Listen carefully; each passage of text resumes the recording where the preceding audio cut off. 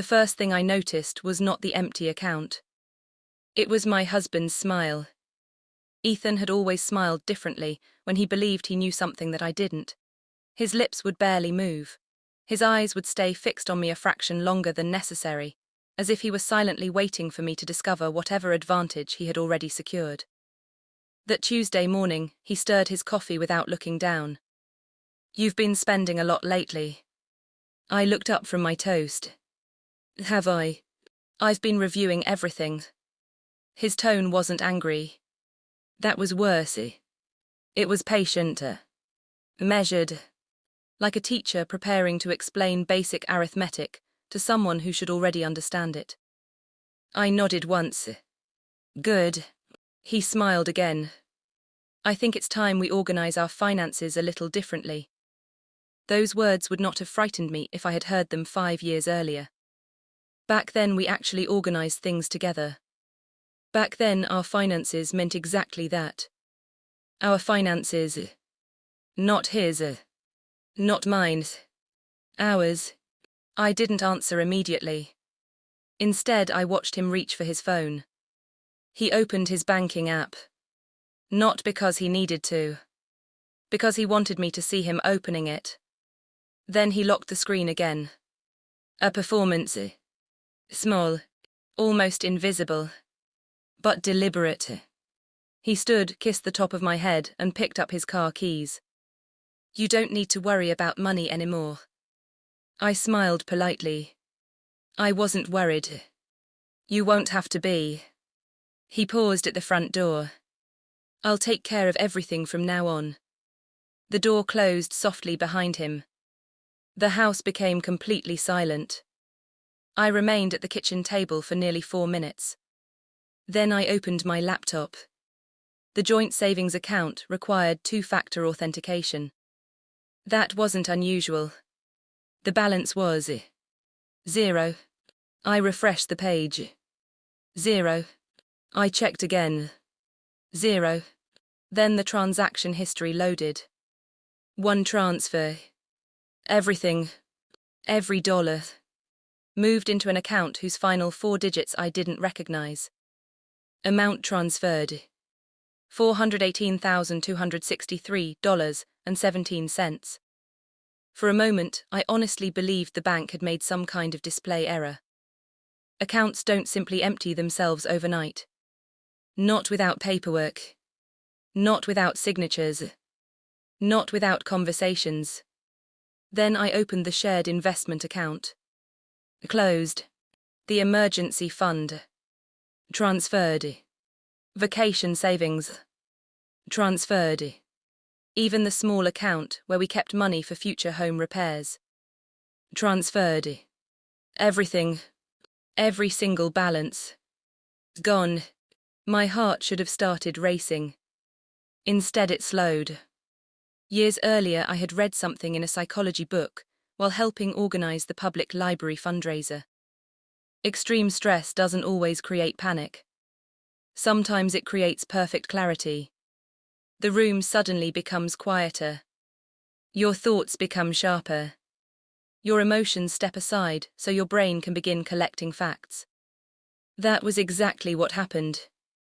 I did not scream. I did not call Ethan. I did not cry. I made coffee. Then I began making folders. Welcome back to Revenge Cold Stories. Before we go any further, drop your first name and your city in the comments, and don't forget to subscribe. Now let me tell you how a woman who supposedly knew nothing managed to watch an entire financial scheme collapse under the weight of one document. But this story doesn't actually begin with the missing money. It begins almost 30 years earlier. My name is Claire. I'm 41 years old. For the past 13 years I've worked as a financial compliance analyst for a regional healthcare network. Most people have absolutely no idea what that job involves. That's understandable. When I told people what I did, they usually smiled politely before changing the subject. If someone insisted on asking for details, I'd explain that I spent my days examining transactions, identifying irregularities, documenting evidence and making sure organizations followed financial regulations. Usually their eyes glazed over before I finished the sentence. I never minded. Not everyone has to find the same things interesting. I happen to enjoy puzzles. Patterns, tiny inconsistencies that most people overlooked. In 2022, our department completed an internal audit that reviewed more than 2.7 million individual payment records over 16 months. One overlooked discrepancy worth $87 eventually uncovered a supplier fraud exceeding $940,000. That discovery didn't happen because I was brilliant. It happened because I noticed something that didn't fit. Numbers tell stories. People interrupt them. That lesson shaped almost every important decision I ever made. Unfortunately, I forgot it once. I forgot it when I fell in love. I grew up in Cedar Hill, Ohio, in a modest brick house with one bathroom, squeaky wooden floors, and a backyard my father insisted was larger than it actually was. My father repaired heating systems. My mother taught 4th grade. Neither of them earned extraordinary salaries. Yet somehow every bill was paid. Not because we had more money than everyone else. Because my parents respected money enough to know exactly where it went. Saturday mornings belonged to paperwork. Dad balanced the household ledger using an old calculator with oversized buttons. Mom organized receipts into labeled envelopes. Utilities, groceries, insurance, savings, vacation, emergency. As a child, I thought every family lived that way. Only much later did I realize how unusual it was. When I turned 10, my father handed me $20. You have 3 choices. What are they? You can spend it. I nodded. You can save it. I nodded again. Or you can lose track of it. I won't. He smiled. That's what everyone says. That sentence stayed with me for decades. Not because of the money. Because of what happened afterward. He made me write down every purchase for 6 months. Ice cream. School supplies. Birthday gifts. Comic books. Every dollar. At the end of those 6 months, he placed my notebook next to the remaining cash. You didn't become richer. I frowned. No, you became aware. Awareness. Not wealth. That was the lesson. Years later, Ethan would accidentally teach me the same lesson all over again. Only this time, the tuition was considerably higher. I met Ethan when I was 28. He was charming in the effortless way certain people seem born to be. He remembered names, held doors, listened without interrupting. When we first started dating, he asked thoughtful questions about my work even though accounting clearly bored him. He owned a small residential remodeling company that specialized in kitchens and bathrooms. He wasn't wealthy. He wasn't struggling either. He worked hard. His clients liked him. He laughed easily. Most importantly, he made people feel seen. Including me. My friends adored him almost immediately. My parents appreciated that he arrived on time. He brought flowers for my mother without being reminded. He discussed baseball with my father despite knowing almost nothing about sports. Looking back now, I don't believe any of that was fake. That's the dangerous part. People often imagine deception requires constant lying. It doesn't. Sometimes someone is completely genuine. Until money, fear, pride, or control slowly changes what they believe they're entitled to. I don't think Ethan married me with a plan. I think the plan developed gradually. Almost invisibly. Like rust beneath fresh paint. The first 5 years of our marriage felt ordinary. Comfortable. Predictable. We bought our homes. Painted bedrooms ourselves. Argued over curtains. Forgot anniversaries. Made up afterward. Shared passwords. Shared bills. Shared responsibilities. When his business experienced a slow season, my salary carried us. When my mother became ill and I needed unpaid leave, his income covered the mortgage. That's what partnership looked like. Or so I believed. Then success arrived. Not all at once. Gradually. My career advanced. Annual raises accumulated. Performance bonuses increased. Retirement contributions grew. Meanwhile, Ethan's business became more inconsistent. One year was excellent. The next merely average. Construction followed the economy. Healthcare compliance didn't.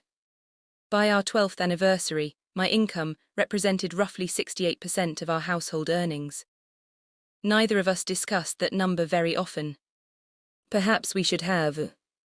Money left unspoken rarely stays uncomplicated forever. Ethan never said he resented that difference. In fact, if anyone had asked him directly, I think he would have denied it honestly. The resentment wasn't something he carried around like a suitcase. It seeped into him one quiet comparison at a time. A neighbor bought a newer truck. One of his subcontractors expanded into commercial construction. An old college friend posted pictures from a vacation in Italy. None of those things had anything to do with us, yet after each one I noticed the same pattern. Ethan became quieter for a day or two. He spent more time on his phone. He talked more about real success and less about being satisfied. He stopped celebrating what we had. He started measuring what everyone else seemed to have. That shift didn't happen overnight. It happened so slowly that I adjusted to it without realizing I was adjusting. My own work kept becoming more demanding. By my 40th birthday, I supervised a compliance team of 11 analysts. Together, we reviewed contracts worth more than $180 million every year. My calendar was scheduled in 15-minute blocks. I could explain federal reporting requirements from memory, but I sometimes forgot what groceries we needed. Ethan filled those gaps. He picked up dry cleaning, scheduled maintenance appointments, handled contractors, paid utility bills. It seemed practical.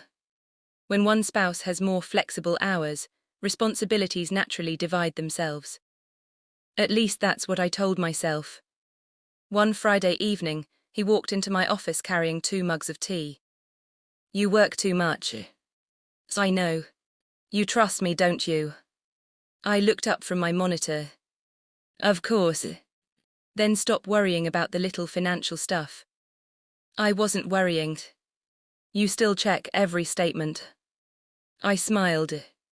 "It's a habit. It's unnecessary." His voice remained warm. "I've got it." There are sentences that sound loving when spoken by the right person at the right time. "I've got it." At first, those words felt like support. Only much later did I realize they could also mean something else. "Leave it to me. Don't look. Don't ask. Don't verify." The transition happened in pieces too small to notice individually. Our mortgage payment moved to automatic withdrawal. Fine. Utility accounts switched entirely to Ethan's email. Convenient. Insurance renewals came electronically. Efficient. Investment summaries stopped arriving in paper form. Environmentally friendly. Every individual decision sounded perfectly reasonable. Together, they quietly changed who actually saw our financial life. I still had access. Technically, I simply stopped checking because there never seemed to be a reason. Trust creates shortcuts. Control hides inside shortcuts. That realization came years too late. His parents unintentionally reinforced the way he viewed marriage.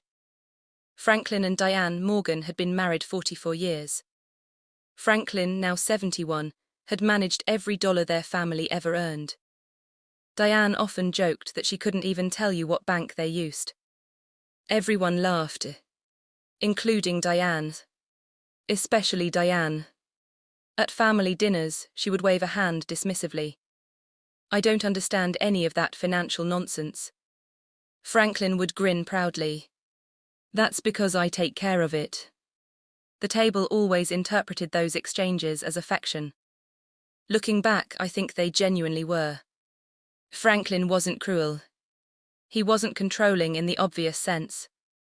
He simply believed every successful family needed one captain. One decision maker. One person steering the ship. He happened to assume that person should naturally be the husband. Diane believed the same thing. Not because she was forced to. Because that's the marriage she had watched her own parents live. Their worldview formed decades before mine. Neither of them questioned it. Why would they? It had worked for them. When Ethan was growing up, he absorbed that model without ever hearing it explained directly. Men handled money. Women handled relationships. Each trusted the other. Simple, comfortable, traditional. The problem wasn't tradition itself. The problem appeared when our marriage stopped resembling theirs. I earned more. I understood finance professionally. We made decisions together. Instead of adjusting his beliefs to fit reality, reality slowly became something he wanted to reshape. My own family viewed things differently. My younger brother, Daniel, constantly teased me. You married someone who still balances his checkbook with a calculator. So you literally audit multi-million-dollar accounts. I know. You should scare him. I laughed. I'm not trying to scare my husband. Daniel shrugged. Maybe you should remind him occasionally who actually understands this stuff. I never did. Not because I couldn't. Because I believed expertise wasn't supposed to become a weapon inside a marriage. Ironically, Ethan eventually turned my restraint into an assumption. He confused silence with ignorance. One afternoon about 8 months before the accounts disappeared, we attended a barbecue hosted by our neighbors. Someone asked what everyone did for work. When it was my turn, I explained my compliance role. One of the guests whistled softly. So you're basically a financial detective. I laughed. Something like that. Before I could continue, Ethan wrapped an arm around my shoulders. Don't let her fool you. Everyone looked toward him. Claire worries over paperwork way more than necessary. A few people laughed. She'll read 30 pages to find one typo. I've always been like that. I know. He squeezed my shoulder. That's why I handle the actual money. The conversation moved on. Nobody thought anything of it. Neither did I. At least not immediately. Driving home, I replayed that sentence. That's why I handle the actual money. It wasn't technically true. We handled it together. Or at least we had. So why had he said that? When I asked him later, he shrugged. I was joking. I know. You take everything literally. Maybe I did. Professional habits are difficult to leave at the office. Words matter. Especially repeated ones. Over the following months, I noticed similar comments. You don't have to think about bills. I already handled that. I moved some money around. I simplified everything. Always casual. Always friendly. Always just vague enough that asking follow-up questions made me feel oddly suspicious. And I didn't want to become suspicious of my own husband. So I chose comfort over curiosity. That choice would eventually cost me far more than $400,000. The first unmistakable warning came during Thanksgiving dinner. Franklin was carving turkey. Diane arranged serving dishes. My sister-in-law Melissa asked whether Ethan and I had started planning for retirement. Before I could answer, Ethan spoke first. We're in good shape. Melissa smiled.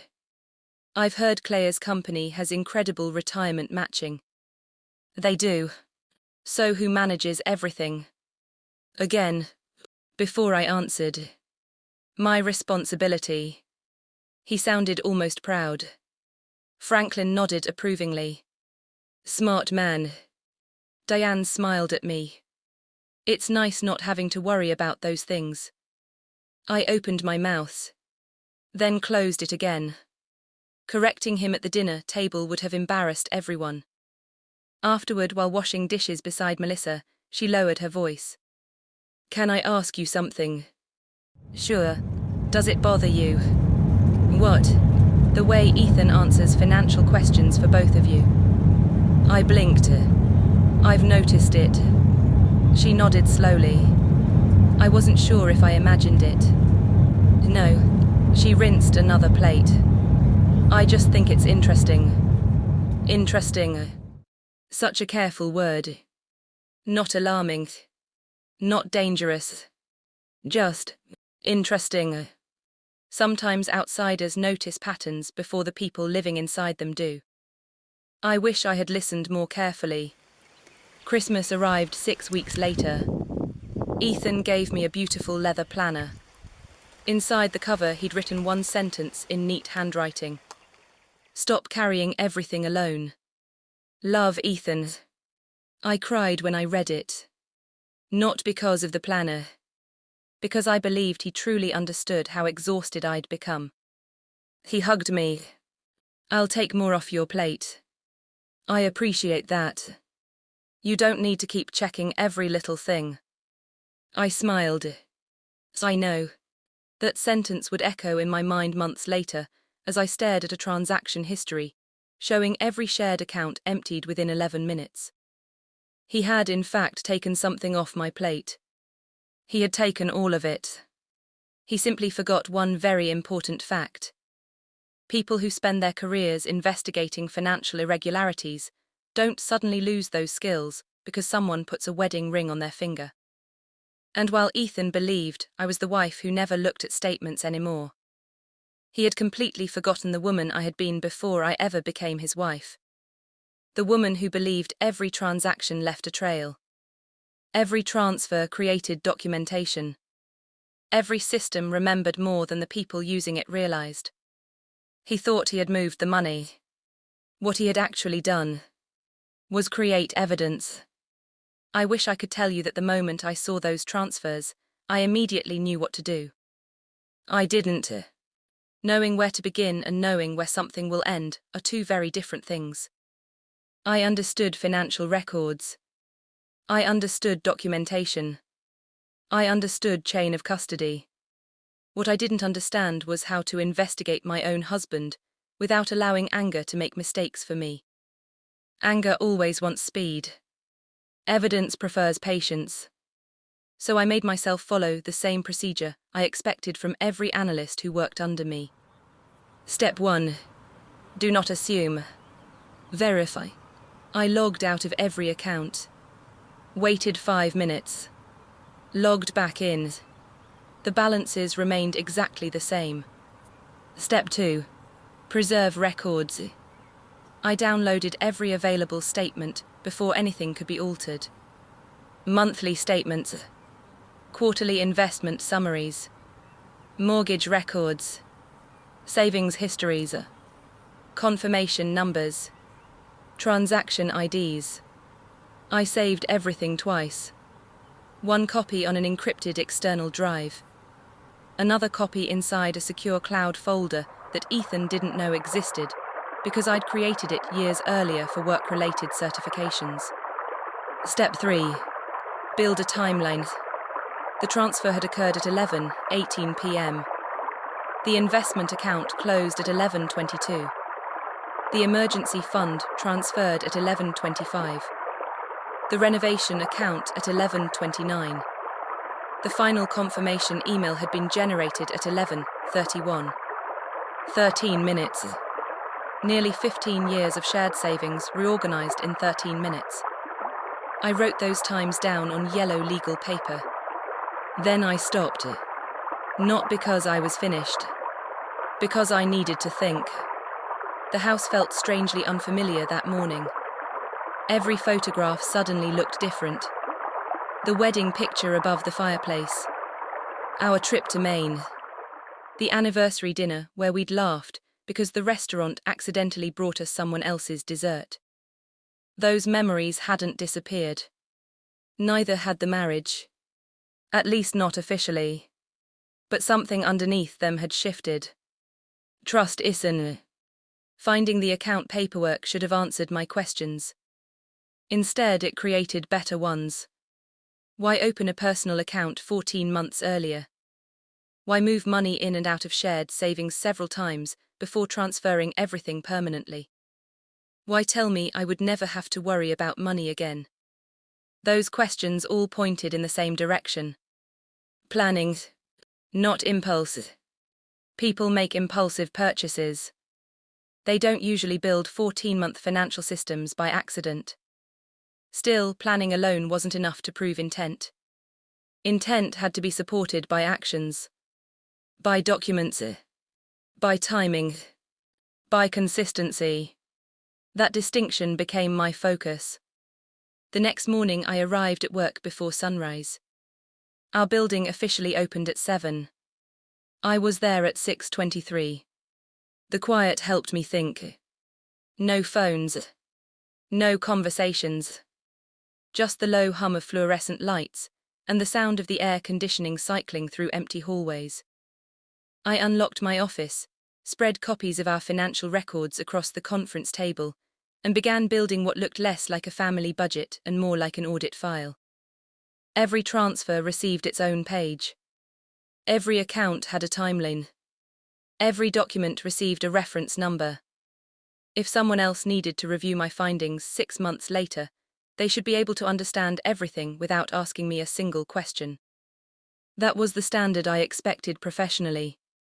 I wasn't going to lower it simply because this investigation had become personal. Around 7:15, my supervisor, Karen, walked past my office. She paused. "You're here early." I couldn't sleep. She glanced at the papers covering the table. "That's a lot of work." "It isn't work." "No." I hesitated. "It's personal." She studied my face for a second. Then nodded once. "If you need flexibility this week." "I appreciate that." She started walking away. Then turned back. "Claire." "Yes. You've spent 12 years teaching everyone here not to ignore small inconsistencies." "I have." "Don't ignore one just because it belongs to your own life." After she left, I sat completely still. She didn't know what was happening. Not really. Yet somehow she'd said exactly what I needed to hear. By lunchtime, I'd created a complete chronology covering the previous 18 months. The pattern was impossible to miss now. The transfers became more frequent immediately after major deposits. My annual bonus. Tax refunds. Investment dividends. Insurance reimbursements. Every time new money entered our shared accounts, Ethan quietly moved larger amounts into his personal account before eventually returning them. Until one night, he stopped returning them. I highlighted that progression in blue ink. Then I drew one long arrow connecting every transfer to the final 13-minute sequence. Practice. Escalation. Execution. 3 simple words. One unmistakable pattern. That afternoon, I made the hardest phone call of my life. Not to Ethan. To an attorney. I'd never hired a lawyer before. The receptionist answered cheerfully. "Law offices of Margaret Ellis. I'd like to schedule a consultation." "What type of matter?" I swallowed. "Family law." She asked several routine questions. Then said, "Mrs. Ellis has an opening Thursday at 9. I'll be there." The call lasted less than 4 minutes. After hanging up, I stared at the phone. Nothing visible had changed. No alarms. No dramatic music. No immediate collapse of my marriage. Just an appointment. It's remarkable how ordinary the first official step toward the end of a marriage feels. You expect something monumental. Instead, someone asks what time works best for you. Thursday arrived grey and rainy. Margaret Ellis occupied the third floor of a century-old brick building downtown. Her office contained shelves of legal books, 2 framed degrees, and a window overlooking the courthouse across the street. She greeted me with a firm handshake. "I'm Margaret. Claire." She motioned toward a chair. "What brings you here?" I placed one folder on her desk. Then another. Then another. By the time I finished, nearly 8 inches of organized documentation sat between us. She looked from the files to me. "You came prepared." "I wasn't sure what you'd need." She smiled faintly. "I suspect you've brought more than most people do." "I work in compliance." I was about to ask. For the next hour I explained everything. Not emotionally. Chronologically. Dates. Amounts. Statements. Conversations. Transfer histories. The newly discovered account. She interrupted only occasionally. "Did you authorize these transfers?" "No." "Do you have written consent anywhere?" "No." "When did you first discover the account?" I answered every question carefully. When I finished, Margaret remained silent for nearly a minute while reviewing the timeline. Finally, she looked up. "What are you hoping happens?" The question surprised me. "I don't know." "You don't know whether you want a divorce?" "I know I don't want this." She nodded. "Those aren't always the same thing." "No, they aren't." I looked down at my hands. "I keep hoping there's an explanation I haven't found." "There might be." She closed the top folder. "But Claire." "Yes. The explanation would need to fit every document you've shown me." I knew that. Professionally, I would have said exactly the same thing. Evidence doesn't care how much we want another answer.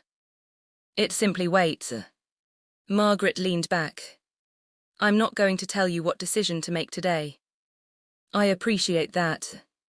But I am going to recommend something." "What?" "Continue documenting everything." "I already planned to." "I thought you might." She smiled gently. "And don't confront him yet." I looked up. "You agree?" "I think he's still behaving naturally." "He thinks I don't know." "Exactly." She folded her hands. "The moment he realizes you know, his behavior changes." "So does the evidence." She nodded. "Precisely." I left her office with a yellow legal pad filled with notes. At the very top she'd written one sentence. "Facts first. Feelings later." I almost laughed. My father had spent decades teaching me that. Now my attorney had said the same thing in different words.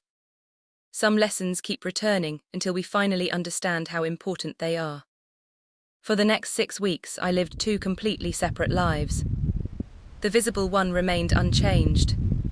Ethan and I attended birthday parties, visited his parents, went grocery shopping together, argued over whether the guest bedroom needed repainting, watched documentaries on Sunday evenings. Anyone looking from outside would have described us as an ordinary married couple.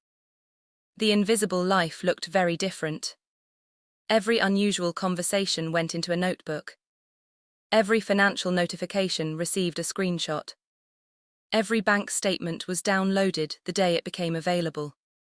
Every shared expense was documented. I wasn't trying to trap Ethan. I was preserving reality before memory had a chance to reshape it. Memory is generous. Documents rarely are. Then came the conversation I would replay 100 times afterward.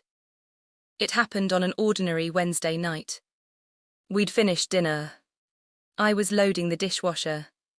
Ethan leaned against the kitchen counter, arms folded comfortably. "Do you know?" "What?" "I've been thinking about simplifying everything." I kept placing plates into the dishwasher. "What do you mean?" "Our finances." I turned toward him. He smiled in exactly the same patient way he had the morning I'd discovered the empty accounts. You really don't need to concern yourself with any of it anymore. I don't. No.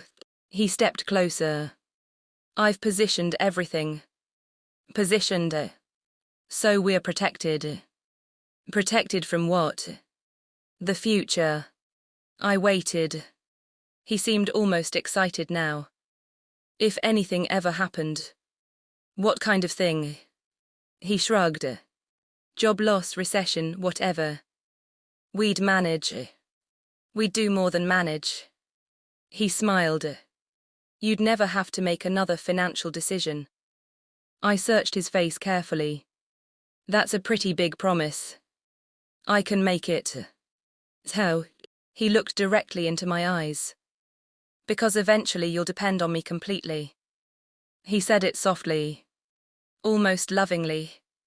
As though dependence were the greatest gift a husband could offer his wife.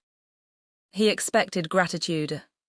Instead, something inside me became perfectly still.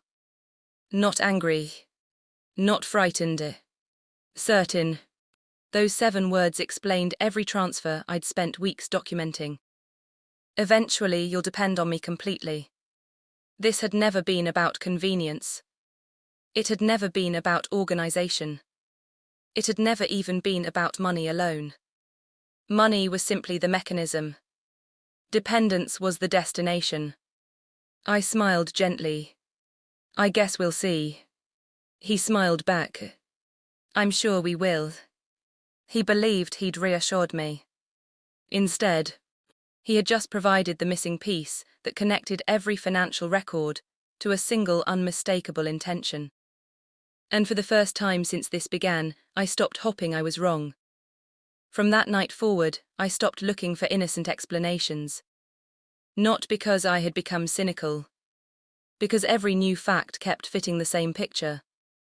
There comes a point in every investigation where continuing to search for a different answer stops being open-minded and starts becoming denial. I had reached that point. The following Friday, Margaret called me. I've reviewed everything again. So have I. I thought you probably would. Her voice carried the calm confidence of someone who had spent decades watching people underestimate paperwork. I have 2 recommendations. I'm listening. First, open an individual checking account immediately. I haven't yet. Do it today. I will. Second. She paused. Start gathering evidence of your non-financial contributions to the marriage. I frowned. What do you mean? Everyone focuses on money. I suppose. But marriages aren't built only with deposits and withdrawals. I waited. Schedules. Okay. Home maintenance. Photos. Messages. Insurance paperwork. She continued listing examples. Anything demonstrating how responsibilities were actually shared. I understand. Judges appreciate complete pictures.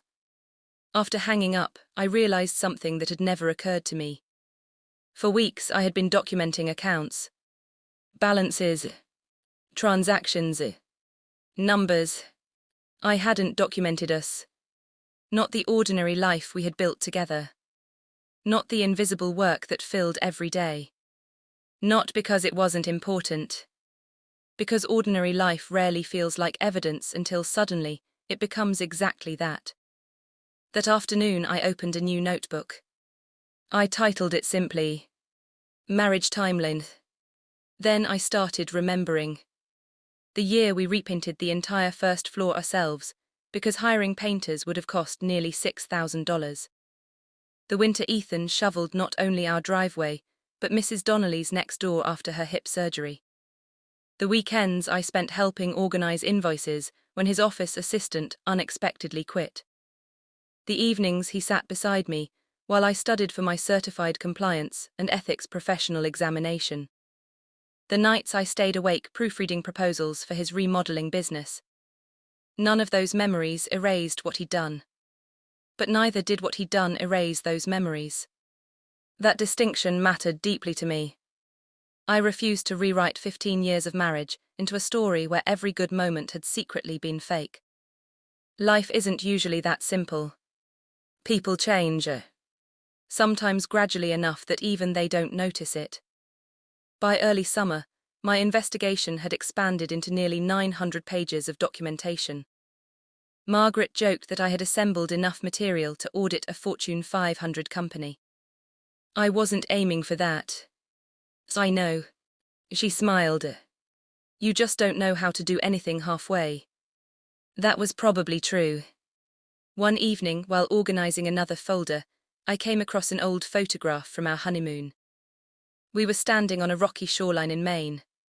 Wind blowing our jackets sideways. Both laughing at something outside the frame. I stared at the picture much longer than I intended. Then I noticed something unexpected. The man in that photograph looked genuinely happy. Not triumphant. Not controlling. Not calculating. Happy. I quietly placed the picture back into its envelope. Loving someone doesn't require pretending they never hurt you. Neither does protecting yourself require pretending they were always terrible. Holding both truths at once was painful. But it was honest. 3 days later, honesty arrived in a form neither of us expected. Ethan asked if I wanted to meet him for lunch near his office. There's somewhere new. Sure. The restaurant overlooked a small river. Nothing fancy. Just quiet. Halfway through the meal, one of Ethan's subcontractors approached our table. Didn't expect to see you too. Ethan smiled. Take a seat. The man introduced himself as Brian. We spoke casually for several minutes about weather, construction delays and local traffic. Then Brian turned toward me. Ethan says you're finally slowing down. I looked at him. Does he? Yeah. He told us he's handling everything financially now. I kept my expression neutral. Brian laughed. Said you'll probably retire before he does. I smiled politely. That's interesting. Ethan chuckled. I might have exaggerated. A little. The conversation moved on. But inside my mind, another piece quietly clicked into place.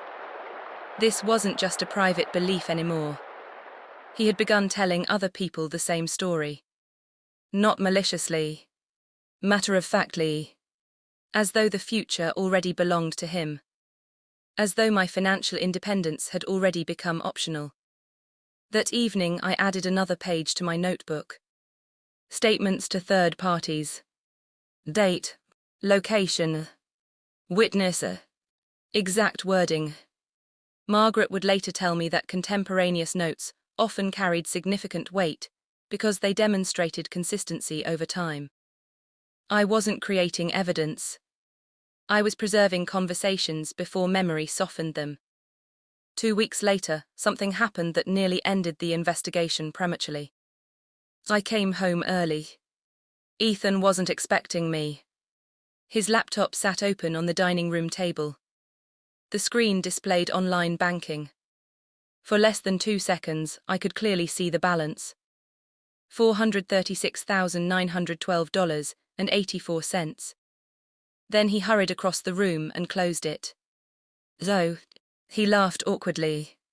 You scared me. Sorry. No problems. He picked up the laptop. I was just paying invoices. I figured. He relaxed. So how was work? We talked about completely ordinary things after that.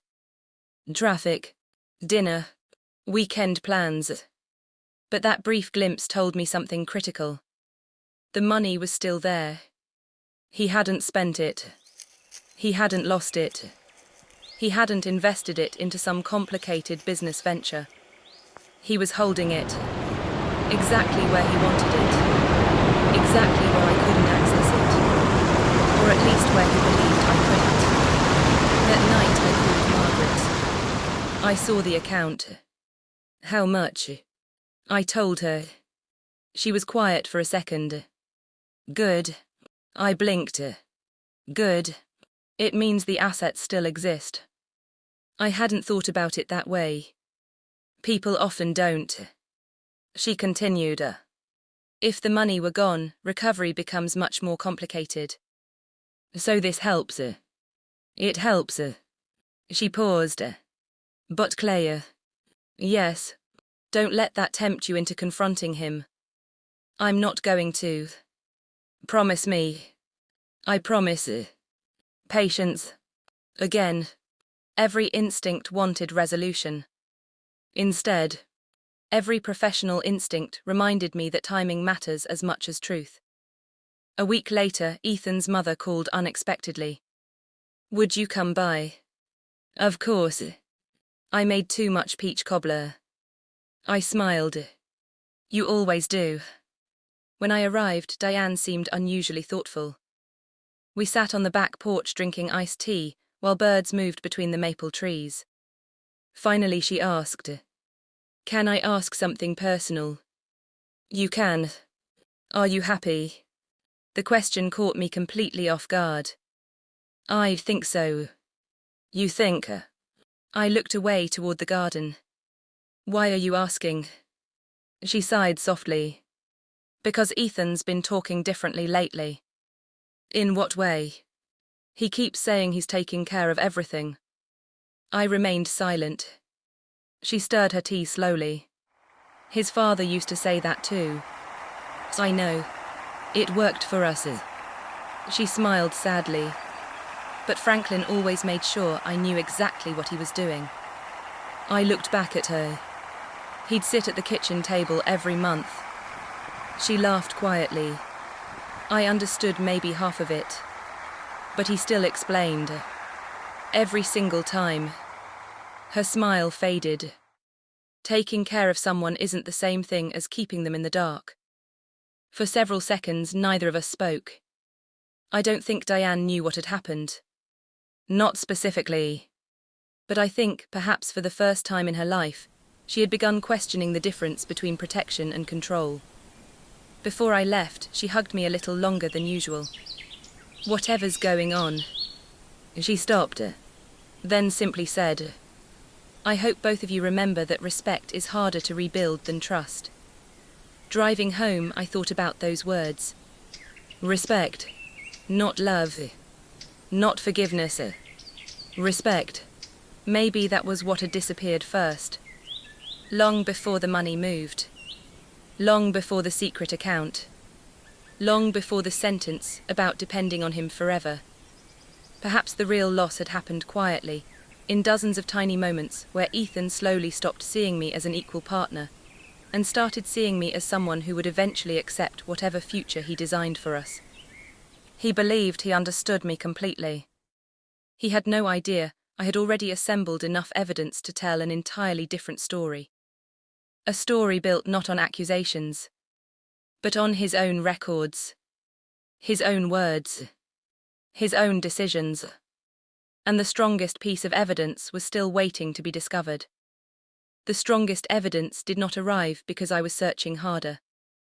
It arrived because someone else made an ordinary administrative mistake. Those are the kinds of mistakes investigators secretly appreciate. Not because anyone enjoys seeing people fail. Because routine errors often expose routines people assumed would remain invisible. It happened on a Monday morning. I was sorting mail before leaving for work when I noticed a plain white envelope mixed between utility bills and advertisements. The return address belonged to the bank where Ethan had opened his individual account. I recognized the logo immediately. For a second, I simply stared at it. Then I looked at the mailing label. Mr. Ethan J. Morgan. Our home address. Nothing unusual there. Except, every statement for that account was supposed to be delivered electronically. At least, according to the welcome packet I had photographed. Why send paper correspondence now?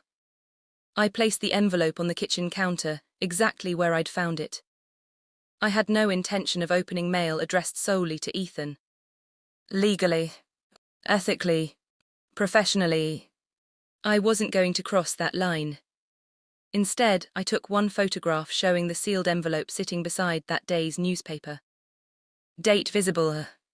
Time visible. Then I left for work. When I returned that evening, the envelope had disappeared. So had Ethan's unusually relaxed mood. He was standing in the living room when I walked in. You got home later than usual. There was traffic. He nodded. Anything interesting arrive? I met his eyes. The electric bill. He watched me for her.